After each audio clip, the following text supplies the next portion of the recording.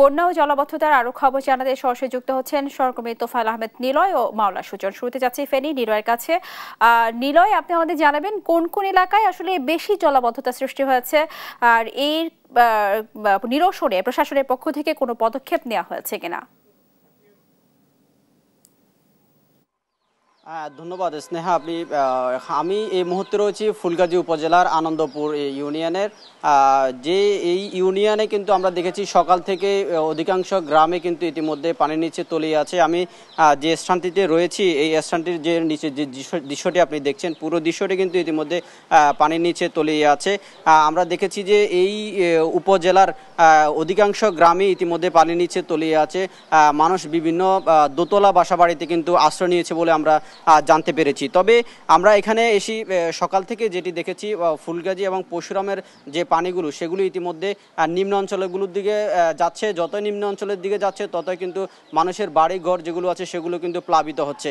আমরা দেখেছি যে এই উত্তর আনন্দপুর এই মজুমদার বাড়িতে রয়েছি, সেখানে শাহ আলম মজুমদারের একটি বাড়ি রয়েছে। সেখানে কিছু মানুষ নবনির্মিত এই ভবনটিতে তারা আশ্রয় নিয়েছে। সেখানে শুধু মানুষ আশ্রয় নেয়নি, তাদের গৃহপালিত পশু পাখি থেকে শুরু করে সব কিছু নিয়ে তারা এই একসাথে কিন্তু সেখানে মানবতার জীবনযাপন করছে। আমরা একজন স্থানীয় কাছ থেকে জানতে চাইবো যে গত দুদিন আপনারা কিভাবে দিন যাপন করেছেন, এখন কি অবস্থায় আছেন আপনারা?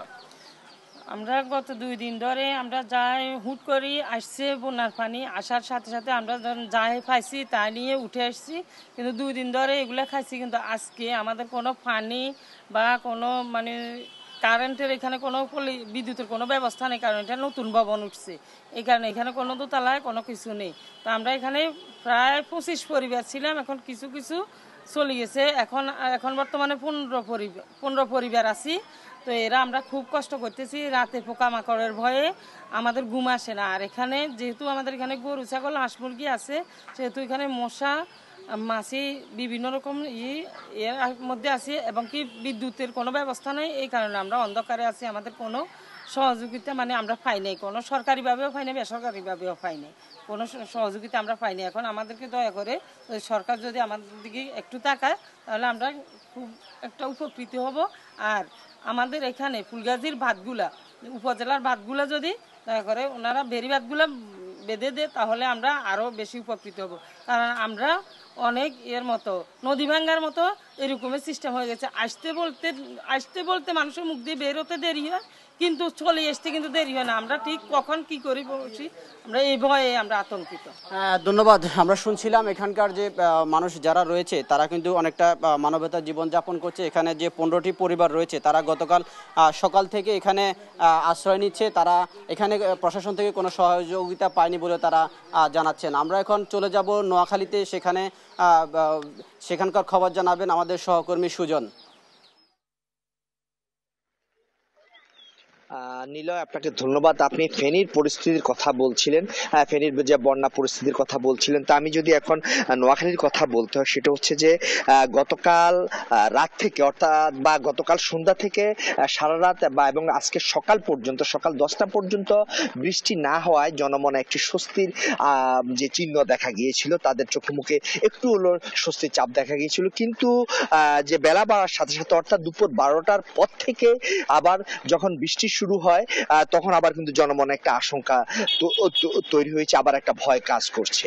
সেটি হলো যে আসলে যে সারাদিন গতকালকে রাত থেকে বৃষ্টি না হওয়ায় সকাল পর্যন্ত যে গতকালকে যে 17 থেকে 19 সেন্টিমিটার পানি বেড়েছিল, সেটি কমে গিয়ে 2 সেন্টিমিটার কমেছিল। কিন্তু আজকে দুপুর পর থেকে আবার মুষলধারে বৃষ্টি হয়, সেটি আজকে আবার 4 সেন্টিমিটার বেড়ে গিয়েছে। অর্থাৎ যতটুকু কমেছিল তার চেয়ে যে বেশি আবার বেড়ে গিয়েছে পানি, প্রায় 4 সেন্টিমিটারের মতো। এটা পানি উন্নয়ন বোর্ডের সূত্র মতে এই তথ্যটি আমি পেয়েছি।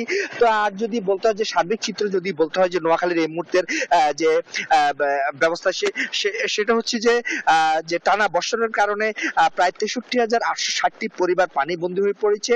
ইতিমধ্যে 19টি আশ্রয় কেন্দ্রে 268টি পরিবার আশ্রয় নিয়েছে। এছাড়া অতিরিক্ত বৃষ্টি হওয়ার কারণে ডুবে গেছে ঘরবাড়ির আঙ্গিনা সহ যে বসত বাড়ি, রাস্তাঘাট ও ফসল মাঠ। তবে এই ক্ষেত্রে সবচেয়ে সবচেয়ে ফসলের দিক দিয়ে বেশি ক্ষতি হয়েছে সুবর্ণচর উপজেলা। সুবর্ণচর উপজেলাটি আসলে একটি শস্য ভান্ডার হিসেবে পরিচিত। এই যে মৌসুমী যে ফসল রয়েছে সেগুলো যে বীজ বপন করেছিল কিছুদিন আগে কৃষকরা, সেই বীজ গত 2 দিনের বৃষ্টিতে তলিয়ে গেছে বলে কৃষকরা কিন্তু লোকসানে পড়ার আশঙ্কা রয়েছে। একই সাথে যে বুধবার রাত থেকে বৃষ্টি না হওয়ায় যে খামারিরা বিশেষ করে মৎস্য খামারিরা একটু স্বস্তি প্রকাশ করেছিল, কিন্তু এখন দুপুর থেকে বৃষ্টি বাড়ায় কিন্তু তারা আবার বিপাকে পড়েছে।